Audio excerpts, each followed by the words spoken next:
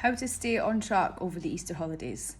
So my first tip would be to try some intermittent fasting. So that basically means eating in a shorter time frame window in the day.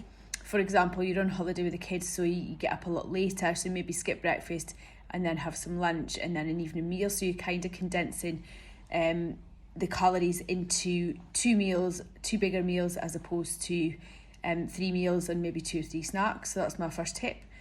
Second tip would be go for picnics, pack your own food when you go out with the kids instead of eating out. So it's going to be much easier to control what you're eating, but then also you're going to save a bit of money as well.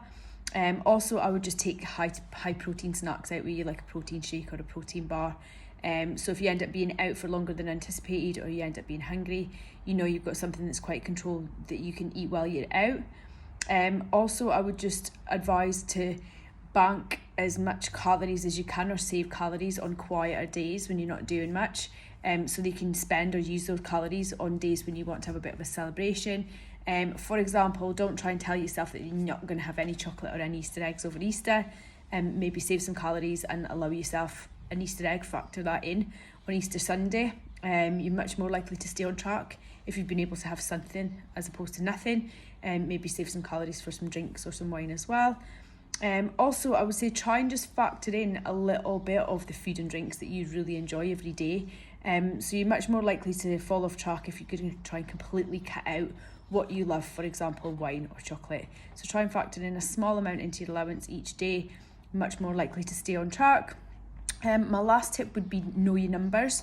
So you know your calorie allowance for your calorie deficit, but also find out what your calorie allowance is to maintain, so your maintenance calories. And some days you might find you just eat up to your maintenance calories, so that gives you more calories in the day, but you also know that you're not going over. So it's much better to do that as opposed to just absolutely throw that day in the bin and go completely off track. So eat up to your maintenance, not your deficit, and then you'll still stay on track for the week. I hope this helps.